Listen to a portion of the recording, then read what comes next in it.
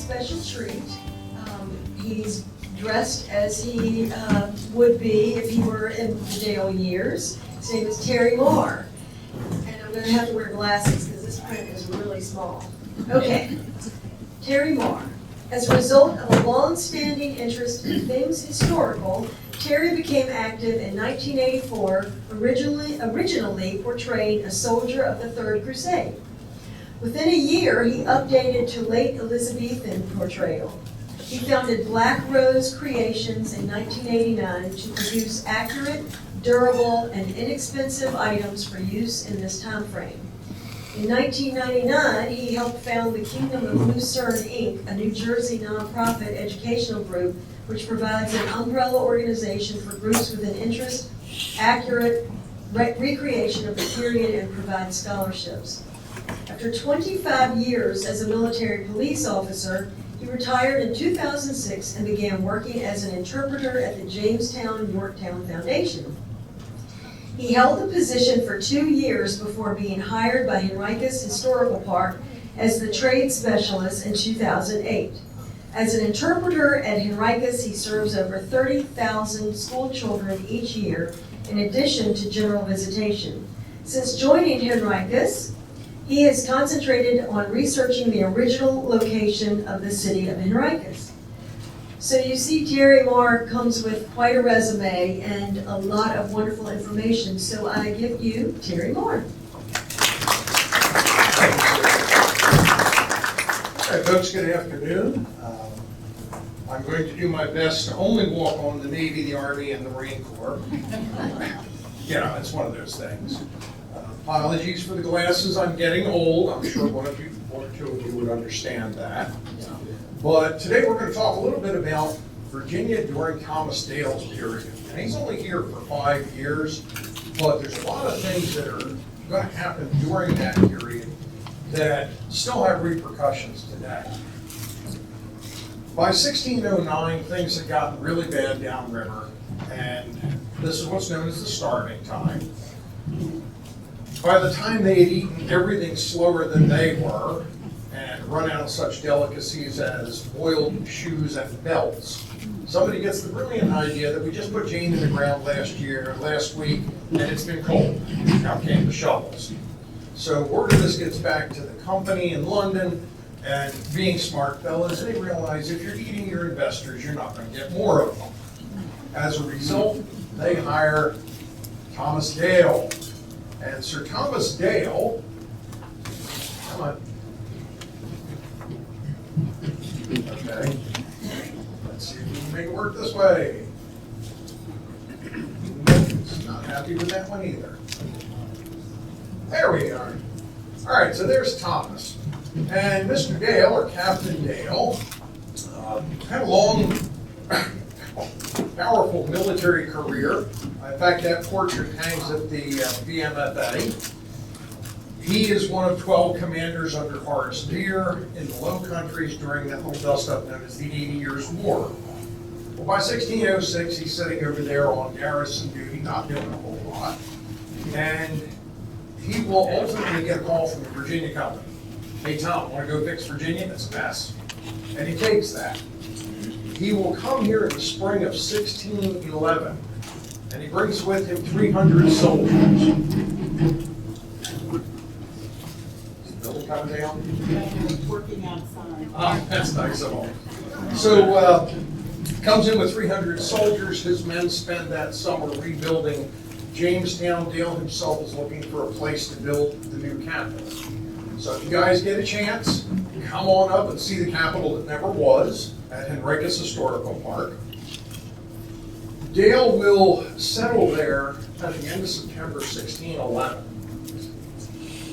We are right in the middle of the First Anglo-Powhatan War at that point. So this begins with the starving time, and it runs from 1609 to 1614 when Pocahontas, now known as Lady Rebecca, marries John Rolfe.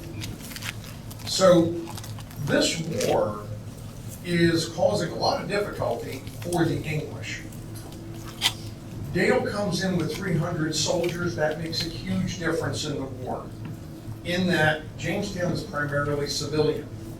We're all military. Okay, these guys are the closest thing we have to standing army at that point. And they're coming in fully armed and armored. The difference this makes is on the discipline level. I'm talking to a bunch of ex-soldiers. You guys understand discipline in the military. This is something they didn't have a lot of down at Jamestown, okay? End result is that things do not go well. We come in with arms, armor, the whole works, and all of our technology gets us parity with a Stone Age or Neolithic people. Think about that for a second, guys. Mr. Dale will set up and Henricus us on a 7-acre piece of ground, and that will be his base of operations. In 1612, Dale is going to go across the river to an area known as Coxendale. That today is basically where the Dominion power plant sits. That's a 1,500-acre piece of ground that he sets up over there. That'll be the location of the first hospital in English North America. It is also the location of Rock Hall, Reverend Whitaker's parsonage. He's the fellow who converts Pocahontas. In 1613, Dale's going to turn his sights eastward. They'll go across the river on the other side of us, from there to the Appomattox River. That one, because of the way the river runs, a 4-mile fence will get him 20 square miles.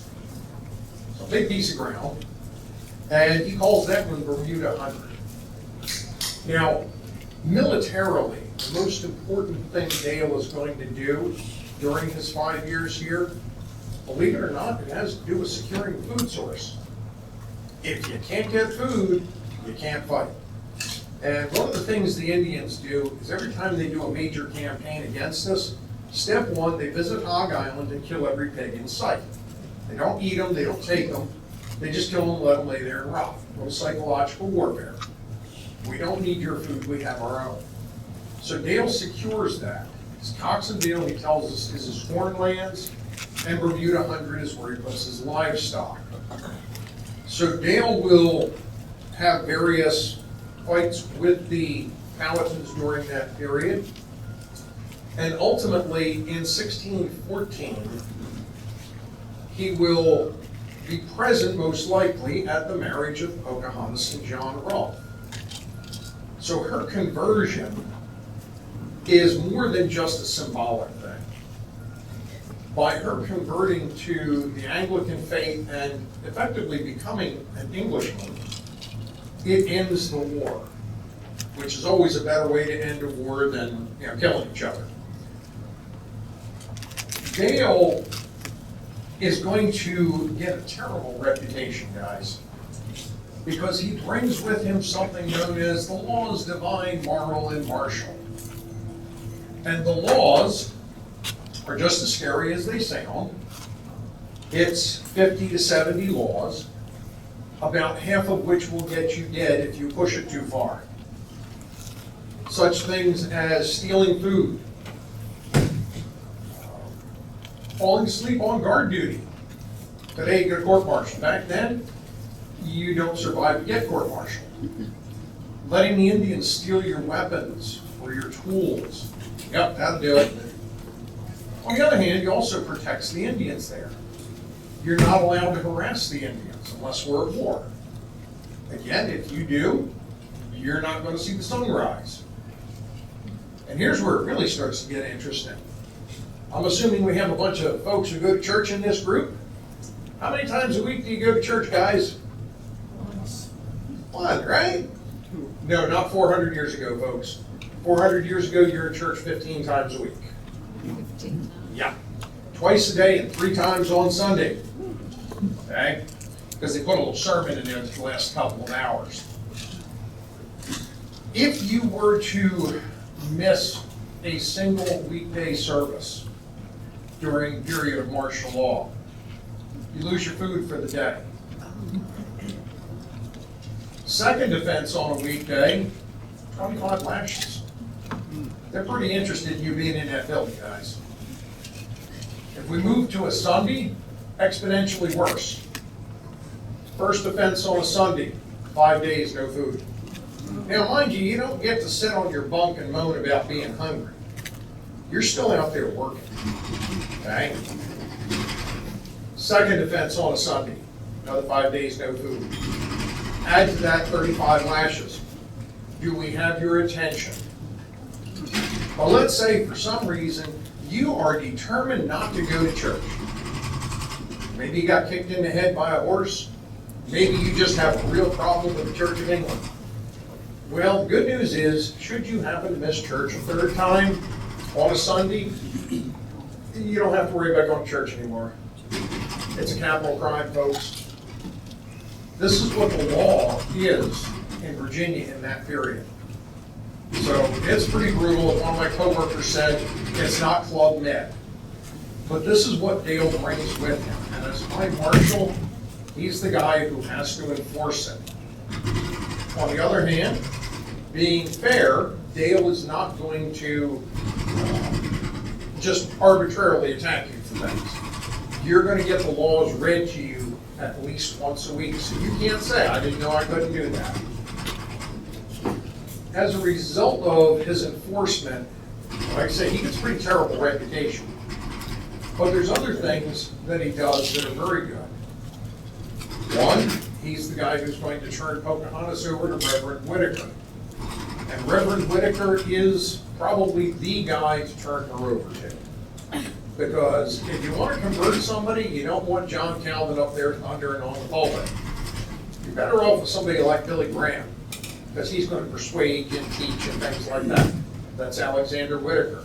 Whitaker comes in with Dale in 1611. She will spend about 8 to 10 months with Whitaker.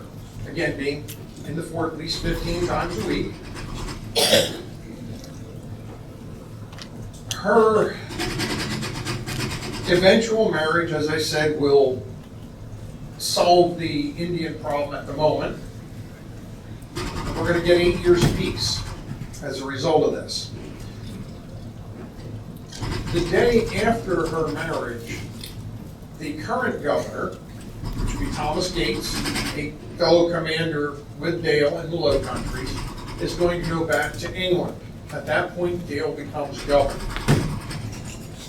And he will, for the last 2 years in Virginia, be the governor of Virginia. Any homeowners in this group? Yeah, a couple here and there. Thank Thomas Dale, guys. That's something else Dale does. Because you came here in 1607 expecting to fill your pockets with gold. There isn't any, in case you didn't notice that yet. But it's not just laying everywhere. So are you still working? Probably not. Well, one of the things Dale does is he gives everybody a stake. If you were here before him, he's going to give you 3 acres of land. It's yours forever. You can do with it what you want. You can look for that non-existent gold.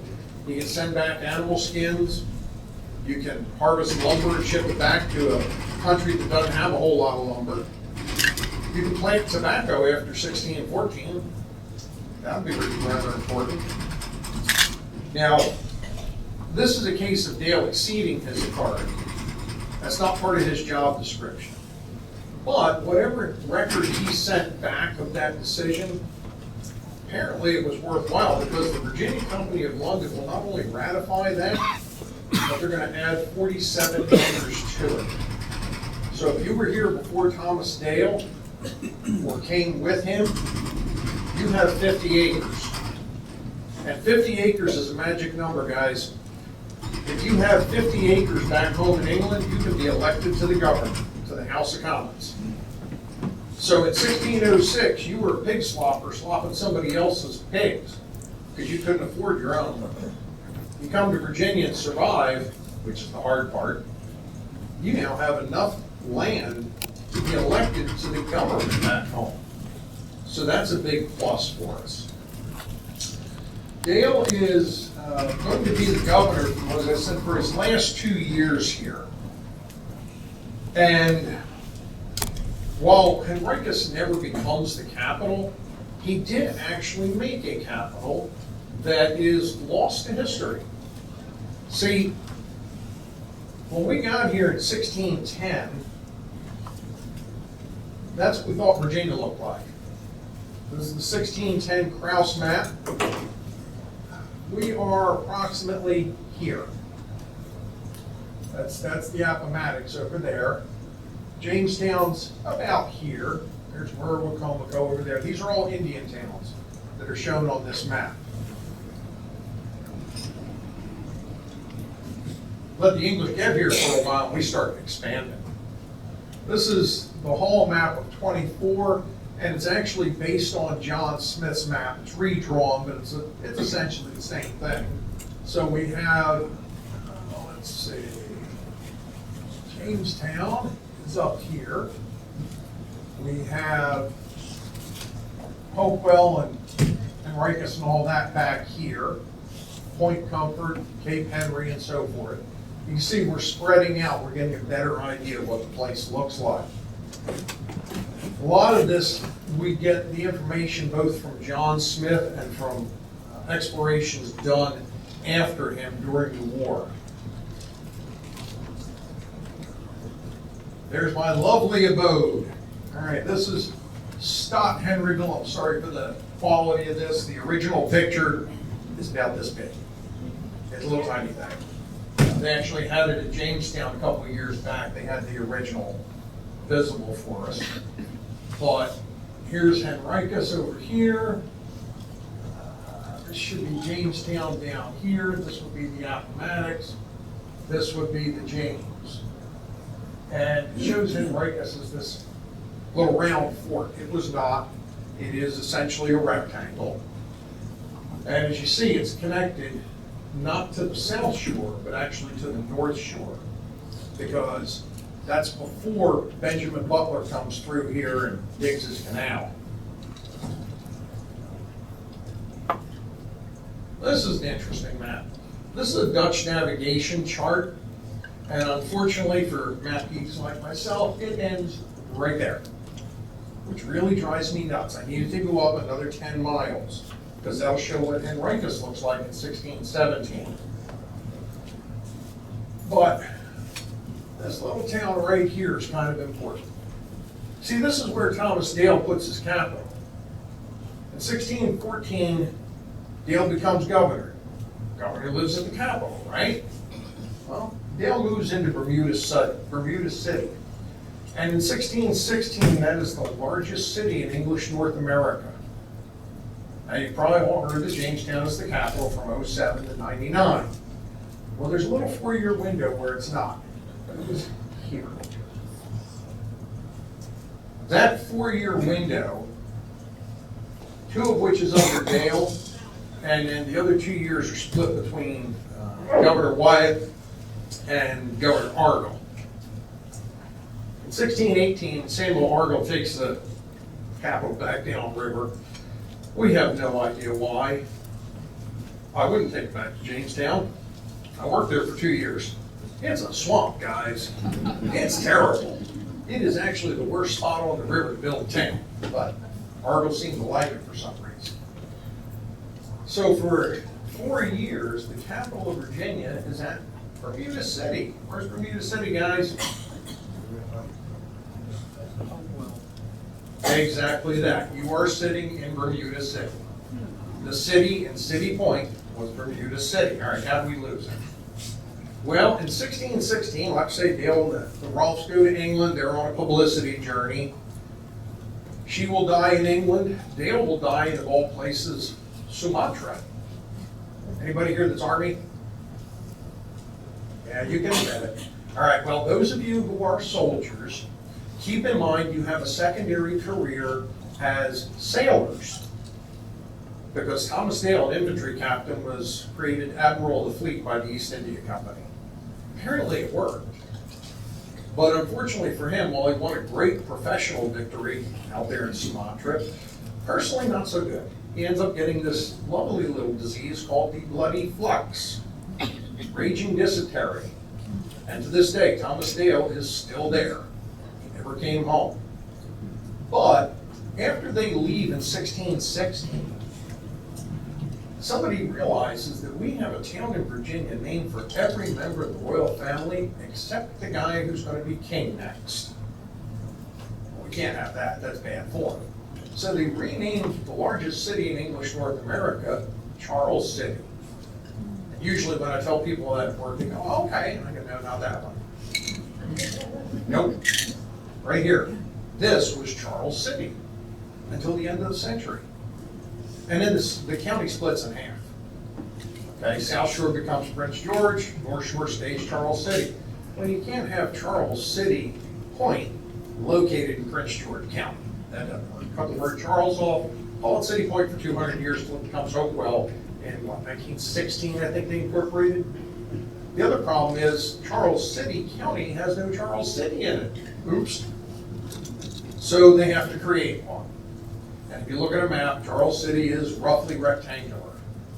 And Charles City Courthouse is pretty much right in the center of it. So it's equally unpleasant for each person in the county to get to. That's another one of those little things that looks odd about the early history of Virginia. Because if you look at the other three ancient boroughs, Kecoughtan, James City, and Henrico, their county seats are located on the river. The only one that's different, Charles City, because it used to be on the river. Nowadays it's not. So Dale's period here, there's a lot of things that are happening during that. Like I say, we're fighting the Indians. The first war ultimately ends up being a stalemate. All of our technology, like I say, is only going to get you so far with that. Because the Indians, there's a whole lot more of them, and we don't have a lot of people. Also, we have muskets. Okay, great. My musket will blow right through a piece of armor, but I only get 2 to 3 shots a minute. The Indians get 10 to 12 shots a minute. And we're told that they can actually put those 10 to 12 shots into an area covered by your hand at 40 yards. Yeah. Now, I have a similar accuracy in that I can put my shots into a 6-inch circle at that distance. But I'm a little outgunned. My advantage is range and power. I got a 60-yard range advantage. They, in turn, have rate of fire and stealth. Like I said, stalemate. Neither side is actually winning that little conflict, but one side is definitely losing it. See, for every one of us they kill, the next ship brings 3 more or 2 more. For every Indian warrior we kill, it's a generation to replace them.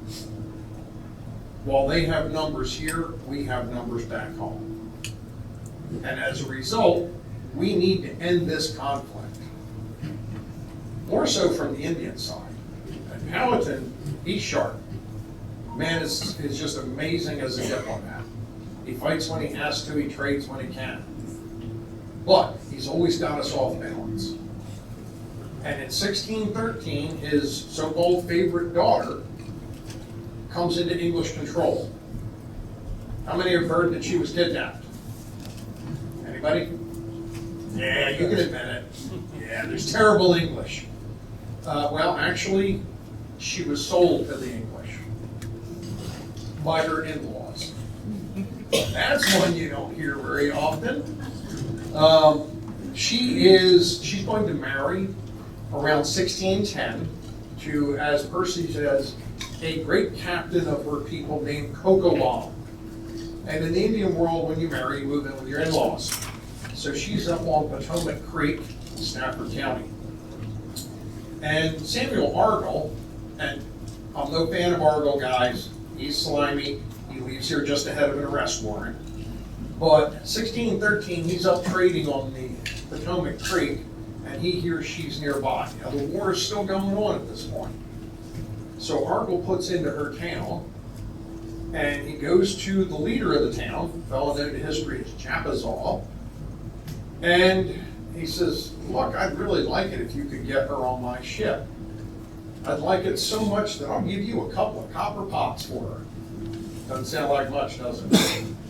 Well, it turns out that to the Indians, they value copper the way we value gold. Okay? So yeah, you can trade your daughter-in-law for, like 5 or 6 ounces of gold, maybe more. Depends on how nice a daughter-in-law she is, right? Jabazal hatches a plan with his wife, known in history as Cleopatra, to get her on board the ship. Cleopatra says, I want to see what the English ship looks like. Argos says, okay, well, we'll have dinner in my cabin. And they get on board the ship, they eat a little bit of dinner, and Cleopatra says, I don't feel good. Jabazal says, I'll take you back and I'll come back and finish dinner. As soon as he's off the boat, up comes the gangplank, in comes the sails, and they're into the wind, headed for Jamestown. When they get there, she's turned over to Dale. Dale, as they say, turns her over to Whitaker. He brings her all the way back up here because it's further away from Werowocomoco, which, let me see if I can get this to go back a slide. 2 slides. Werowocomoco is over in this region, okay? We're all the way up here. Get her away from Powhatan's ability to take her back. They say word to Powhatan. Dale says, hey, look, we got your favorite daughter. We're going to treat her well. We're going to treat her as her station demands. She's a princess. We're going to treat her that way. But you're not getting her back until we get our weapons, our people, and our jewels. What does Powhatan say? No idea. They get crickets as a response. So that's when Dale brings her up this way. She will be in Coxendale with Reverend Whitaker for about 8 to 10 months, somewhere in that ballpark. And the war continues. She will eventually be taken back over to Werowocomoco, and Dale brings a decent-sized force with him. And they take her over there, and it's actually on that voyage over that Rolfe turns in his letter requesting permission to marry her. But when they get there, Powhatan is smart enough not to go see the English. He doesn't want to get captured, but he sends 2 of his sons. And when they show up, they go to Pocahontas, hey, how's it going? You still okay? Life is good, right? And Pocahontas says to them in English, tell my father I should mean more to him than a few broken pieces, i.e. muskets. I will stay with the English who love me. That's in March. The marriage comes in April. And that's what ends the war. So, what are the odds that Powhatan was behind this? Can we prove it? No.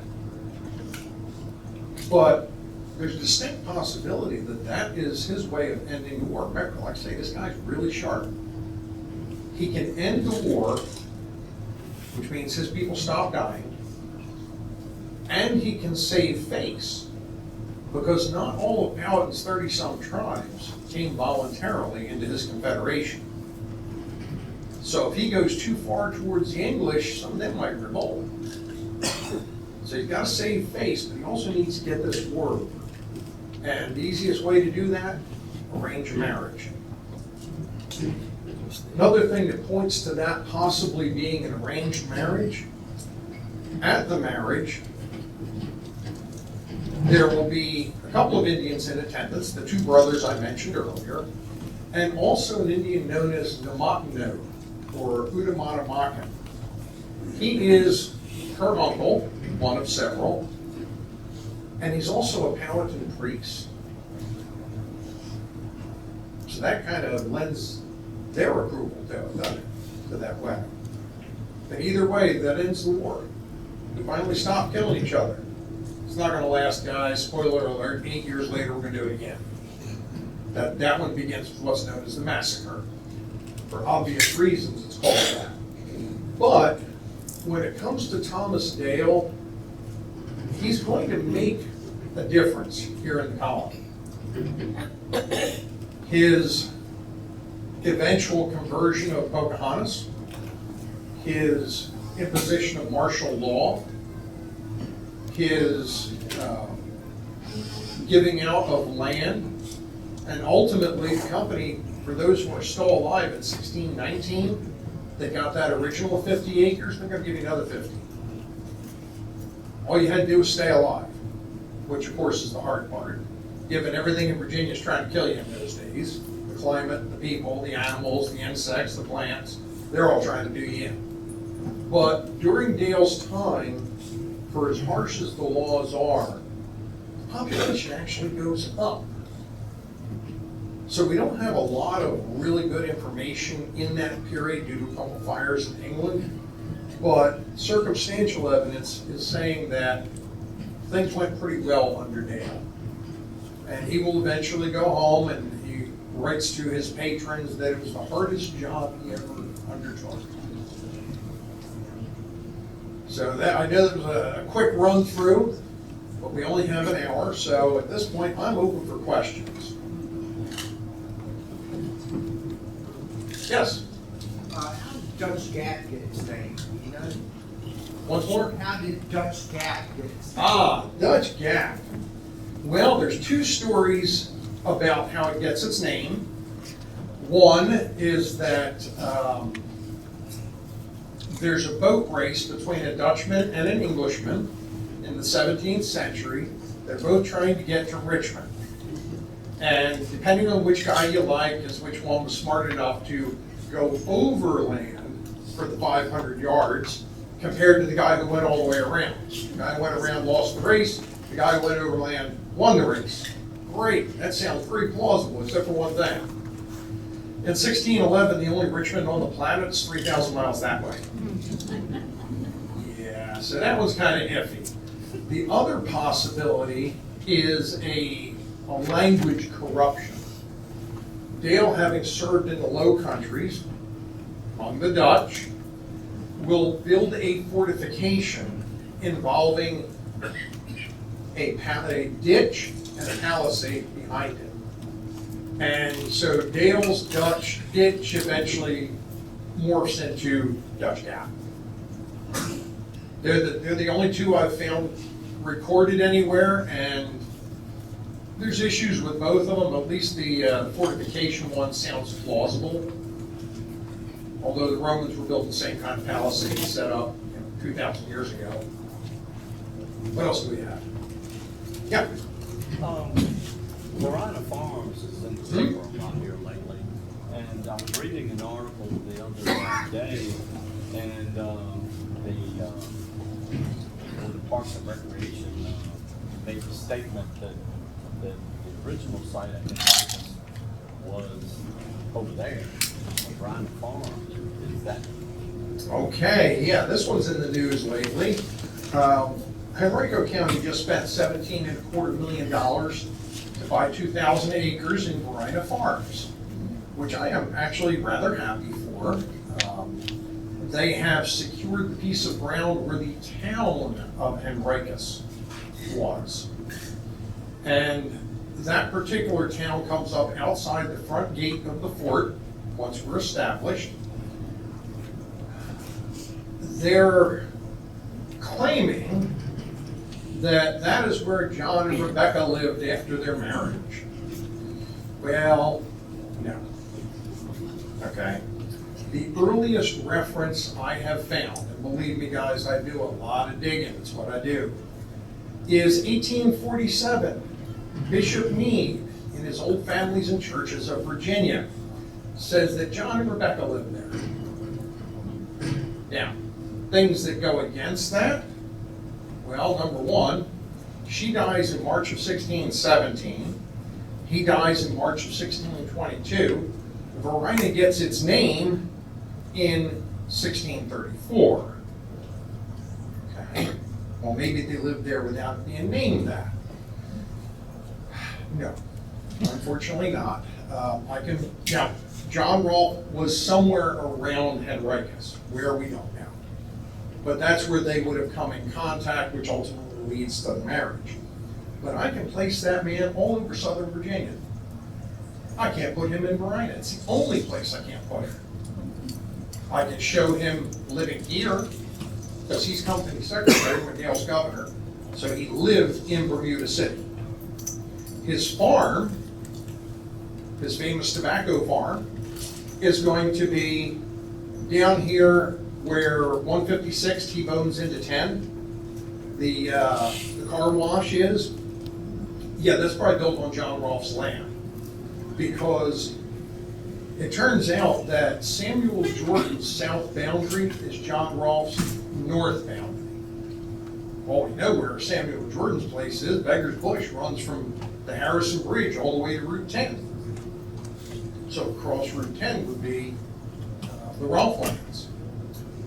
I can show Rolfe living at Jamestown with his third wife, Jane Pierce. I can show him owning 2,000 acres where Smith's Fort Plantation is located, supposedly a wedding gift from Powhatan. And I can show him owning Fort Eustis with his third father-in-law, William Pierce. The only place I can't put him, right. Although, like I say, Bishop Meade mentions it in 1847, 200 years later. And I think what we're seeing, there's a bowling living there in the mid-century. And one of Thomas's daughters or granddaughters, it's a little fuzzy, one will marry a Poitras, one will marry a bowling. And there's a bowling living there mid-century. Again, corruption. It goes from being a descendant of Pocahontas living there to she lived there. Nothing to back that up historically. If they have it, I'd love to see it, because I've dug deep and can't find it. My supervisor actually put me to that task about 15 years ago, and I went through a lot of records. Nothing.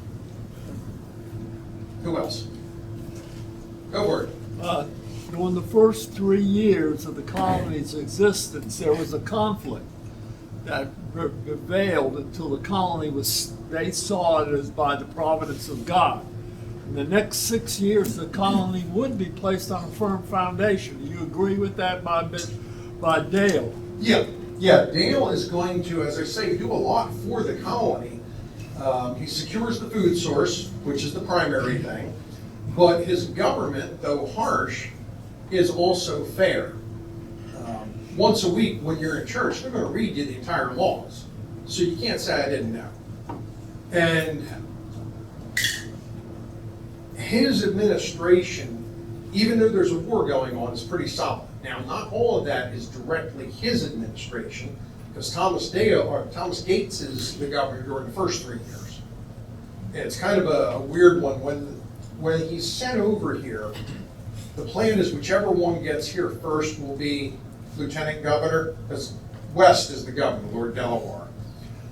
Lieutenant governor is the ones physically present. So Dale gets here first. For about 3.5 months, he is the governor. When Gates arrives, Dale reverts to High Marshal, which is what he was hired for, and he's sent west. And at that point, Gates is governor until the day after the wedding, which is when he heads home.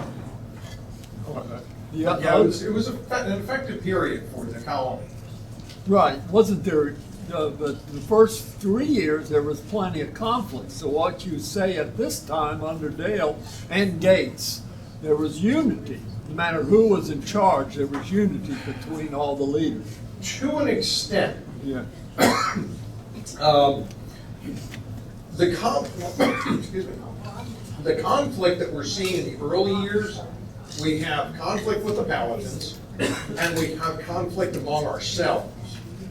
The colony is ruled by a council, and initially it's Mariah Wingfield, who is sent home in disgrace.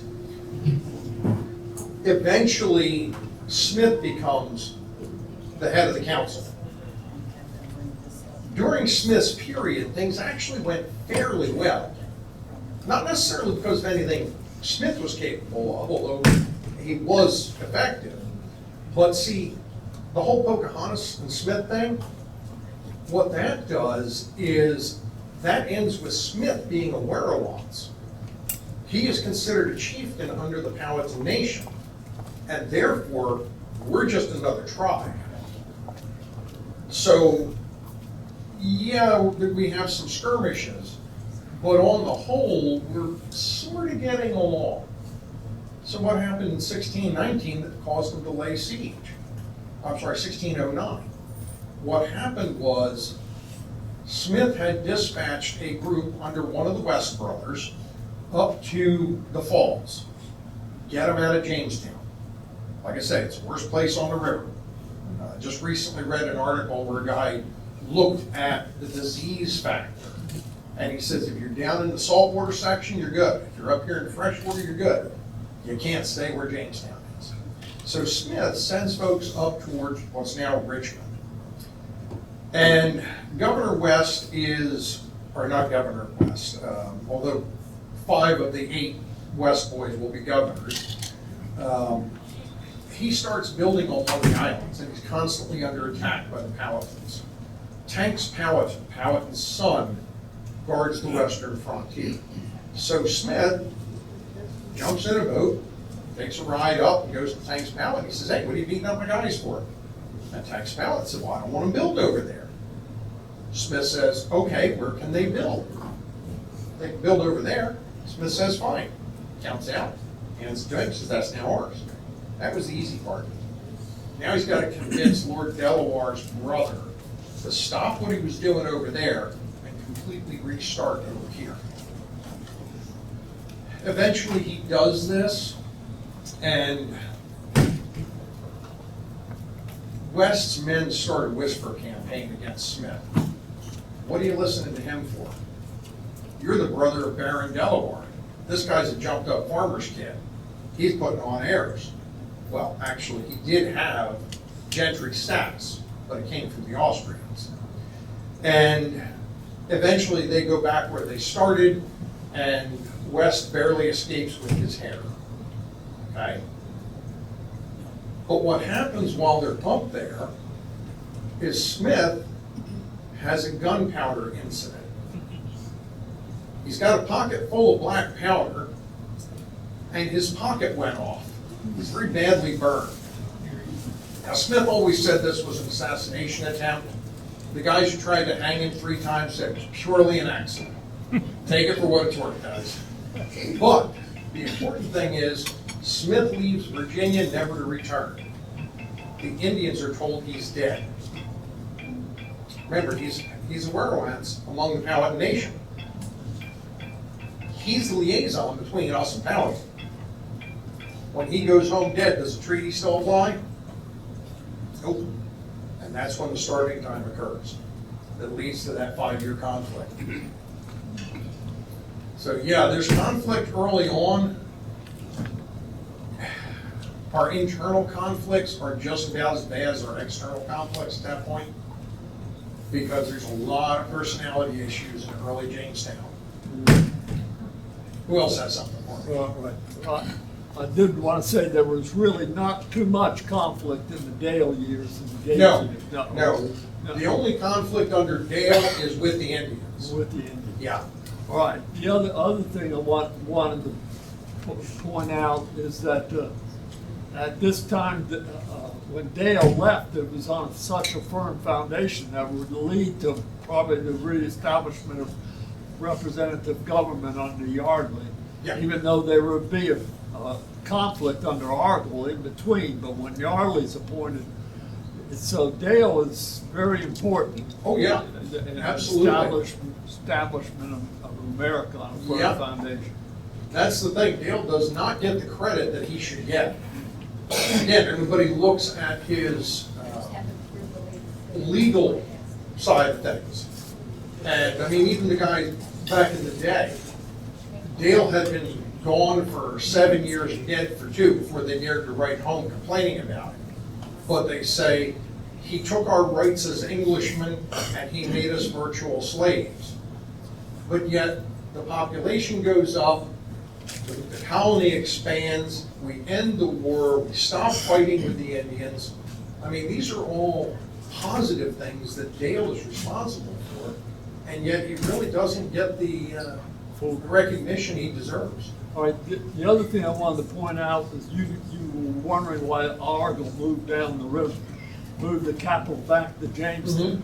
I'm suggesting that he just ignored the the Jamestown was a deep water port, very good for bringing in ships coming up there. And the reason Rikel was, they had moved upriver was because they were worried about the Spanish attack. Oh, absolutely, yeah. But so by the time Dale leaves, though, that is no Yeah, longer those a days are done. possibility. So Yeah. that may be why you moved the capital back down. The thing is, if you stand at Jamestown Island and look across to the Surrey side, I live down there, you see a big expanse of water. For most of that open spot, it's about that deep. That's it. It's a big mud flat. Now, where the channel is, different story.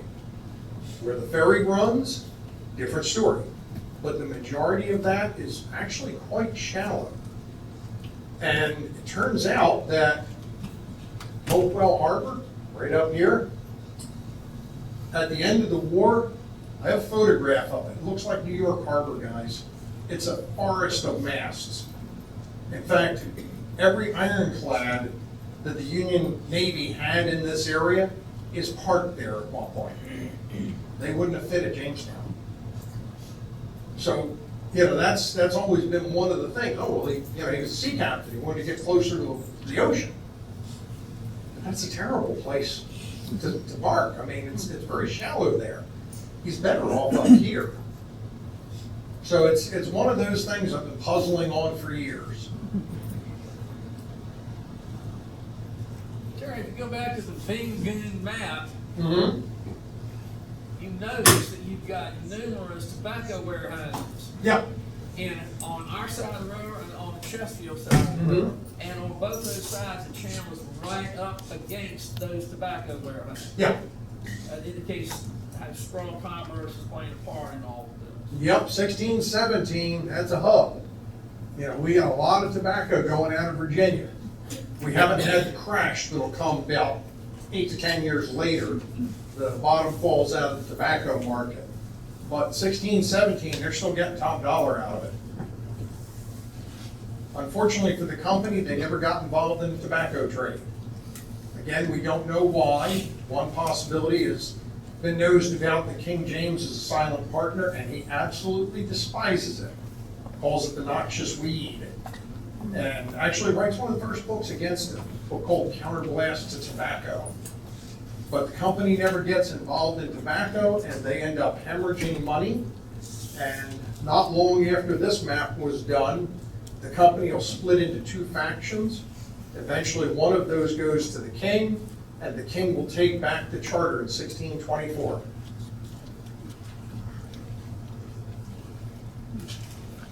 Go for it. Question, the period where Dale gives the settlers private land, Mhm. would you consider that the beginning of free enterprise? Oh, absolutely, yeah. That land is yours, you can do whatever you want with it. Nobody's gonna take it from you. Even today, most folks in Europe still rent. This is, at the time, the only place on the planet where you can actually get land by your hard work. You don't have to, buy it from somebody else who, maybe they rented it to you for 20 or 30 or 40 years, and now if you pay them enough, they'll give it to you. No, you come over here and survive, that's always the key. You can actually get that private property through the sweat of your brow. So you're gonna be out there working it. So how did they work things prior to that? Prior to that, everything is owned by the company, at least in theory, and they own things in common. And owning things in common has never worked anywhere in history. Okay, it always goes under. So by Dale giving that land out, it's going to make a huge difference in how interested in working you are. Because it's yours. You don't work for the company anymore. You ended your indenture period. What are you staying here for? Like I said, everything here is trying to kill you. But if you have land, it's yours. It's worth fighting for.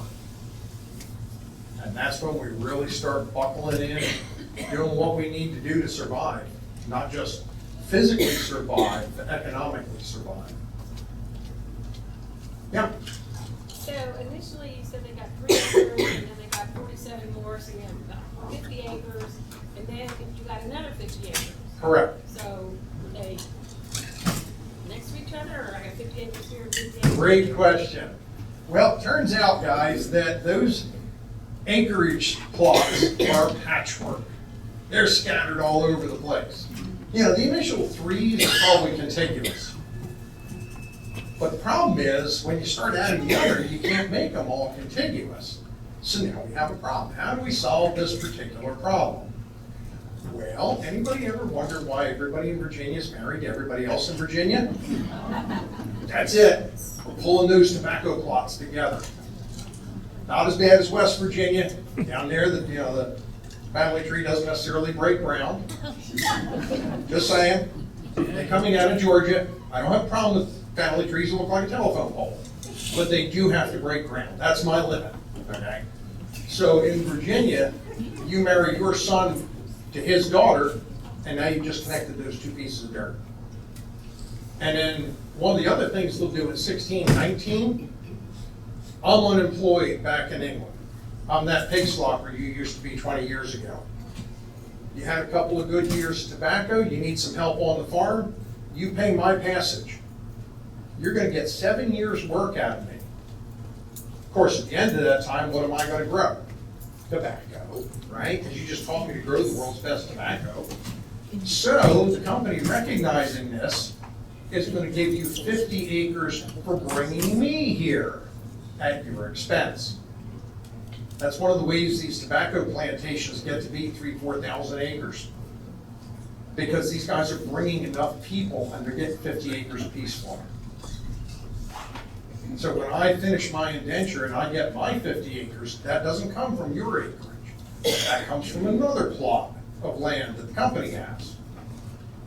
And that's why you're investing all that energy, all that work. And that's also why we start seeing a population increase for a while. And then even that doesn't get them to come in. People are going, I don't think so. It's not good over there. Yeah. Tell us a little more about the end of Thomas Dale's life. Well, turns out that Mr. Dale goes home, and there's a bit of a problem that he has run into, because he was supposed to be here for 3 years. And the Dutch government is willing to pay his men, as requested by Prince Henry Frederick, who was the heir, that's who Henricus is named after. And they're going to pay his men for 3 years while he's over here. He's here for 5. The Dutch are, shall we say, parsimonious. Nice big word, says they're cheap. And what ends up happening is they complain. It'll take the king and the Secretary of State to smooth that over. Now, the Virginia Company, the East India Company, the Muscovy Company, all these great trading companies, well, they're all owned kind of by the same guys with a couple substitutions. And he did such a great job for the Virginia Company that he gets hired by the Dutch East India, the English East India Company. And as I said, they made him admiral of the fleet, give him a half a dozen ships, say Sumatra's that way. He will go there and fight a major battle against the Dutch East India Company. Very possibly some of the same guys he used to work alongside of, and ultimately wins that battle. But in the process, the swamps around Jakarta do him in. And he will get bloody flux, which is a rather terrible way to die. And he is, let me think, Japan, something like that. India is where he's buried. We actually had a fellow come out a couple of years back that was from that town. And he says, oh yeah, I know exactly where the foreign cemetery is. It's still there. And he was always going to send us a picture, but I'm guessing he couldn't find Dale's gravestone because he never sent the photo for us. He says, yeah, I know exactly where it is. Down this street, make that turn, and there you are. There it is, the foreign cemetery. Dale will spend a whopping 6 months with his wife in this entire married period. And when he leaves government service, which effectively that's what he was in all those years. He leaves because he died, and Dale is so broke, so far in debt, that his wife has to sell off the entire 5,000 acres he had in Virginia as payment for being here 5 years. The last piece of ground she sells is a 1 acre plot at Jamestown Island around 1650. So proof that you actually can be in government service and not get rich. Funny, you know? You've evolved. Who else has a question for me? Yeah? One more question about Pocahontas' brother. I heard that he disappeared after the attack over at Baker's Bush. That the last place he was seen was over there. Is that true? That one I haven't seen. Not saying it didn't happen, I just haven't seen it. Yeah? Do you know anything about John Rolfe's other two wives? We don't even have the name of his first wife. All we know is she was with him on the Sea Venture when it shipwrecks in Bermuda, and she is pregnant at the time. There are two couples that both delivered on the island. The boy will be named Bermudas, the girl will be named Bermuda. The daughter, Rolfe's daughter, dies on Bermuda. His wife, it's a little fuzzy. I've seen things say she died in Bermuda. I've seen other things that say she dies here by December of that year. As to his third wife, Jane Pierce, she's the one who outlives him. He will also have a daughter with her, but only Thomas, the son with Pocahontas, produces heirs, at least as far as I've been able to identify. Thomas stayed in England. He does, yeah. John leaves him there with an uncle to be raised English. But didn't some of his children later came over here? Well, Thomas comes in as an adult. Yeah, as an adult. Yeah. Okay. All right. And one of the little ironies, remember that 50 acres I told you about? William Pierce, who is his stepfather-in-law, pays to bring Thomas to Virginia. Okay? Now think about how much land Thomas inherited from his father. Okay? He's got the farm down here. He's got 2,000 acres at Smith's Fort. He's co-owner in Fort Eustis. Why does this guy need to be paid to bring him over here? Because William Pierce got 50 acres for bringing Thomas in. I'm telling you guys, it's a Ponzi scheme. It really is. And did Pocahontas have any children from her other than Rolfe? Great question. There is Indian oral tradition that says yes. Supposedly there are red descendants and white descendants. Unfortunately, we have nothing firm on that. The oral tradition says yes. We have no actual record on it. But we know she was married before Rolfe. She was married to Cocoam, and that's why she's up on Potomac Creek. Yeah. In that same article I was talking about earlier, I read something that led me to believe that funding was being taken away from Henricus. Maybe as though it was going to be Yes. for this new venture. You know that $17.25 million they had to spend? Yeah, made them a little shorter than they planned to be. So about 6 weeks before our budget was due for renewal, we found out that, well, 1/3 of it was gone. See ya. That was a bit of a shock. We got it about a week before it hit the newspapers. Good news is, we're not losing any positions. Chesterfield and the foundation are going to step up. It's going to be tight for the next couple of years, but we're not getting rid of anybody. We'll continue to do our 30,000 kids a year and all the public that comes through and all that. But yeah, it hurt. So both counties were contributing. To Yes, we were originally originally we were the Henricus Foundation. Then the two counties came on board, and the reason for this is 5 feet below the current Henricus is where Henrico County begins. And like the other 3 ancient boroughs, it was originally both sides of the river. In 1749, Chesterfield splits off from it. So both counties begin on that piece of dirt, 5 feet beneath my feet when I'm at work. Now, one of the interesting little things that they're not aware of, because they're not historians across the river, is that technically speaking, I am a Chesterfield County employee who works every day in Henrico County. Is that 5 feet from where they dug the? That's where they put the dirt from the canal, yep. Okay. In 1922, Henrico County Board of Supervisors cedes to Chesterfield County all of that portion of Farrar's Island, accepting only that within the original boundary of the Fort of Henricus.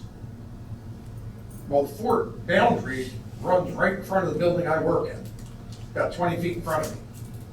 That means I'm working in Henrico County. And that is the quote directly from the document from 1922. I have it in my files. But I'm a historian, they're not. So they make some questionable decisions sometimes. What else you got for me, guys? Yeah, one more. I've always heard that Verina was named after Verina Davis, but when you refer to that area in Verina, was that its original name? And Yeah, 1634 is what I've seen for it. So it wasn't named after Verina Davis? Not that I'm aware of, and I have seen similar things saying it was.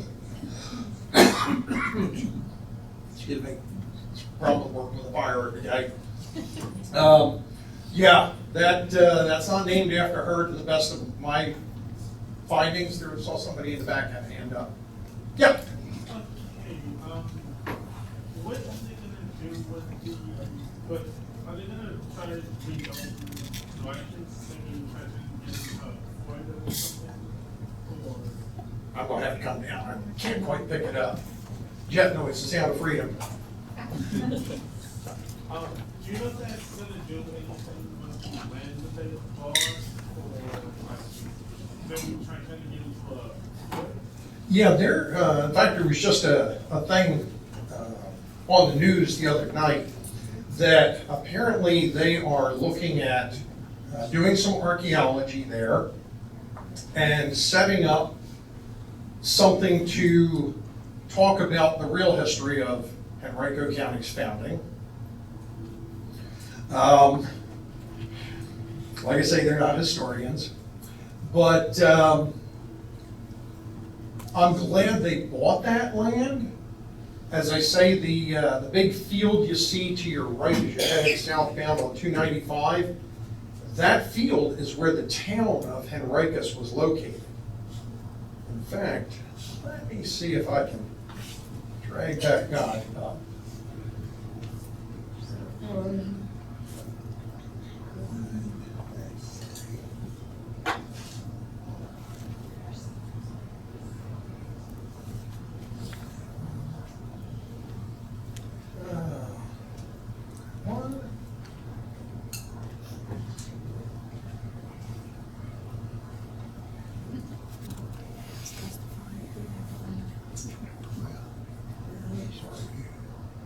Oh, no, we can't drag that one up because that's on the drive report. Okay. Now strike that.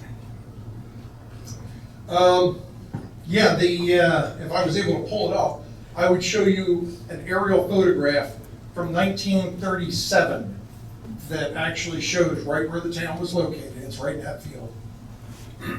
So I'm hoping that one day they'll actually go out and do some archaeology in that area, but at least it's preserved. That's the important thing. Thank you, Terry.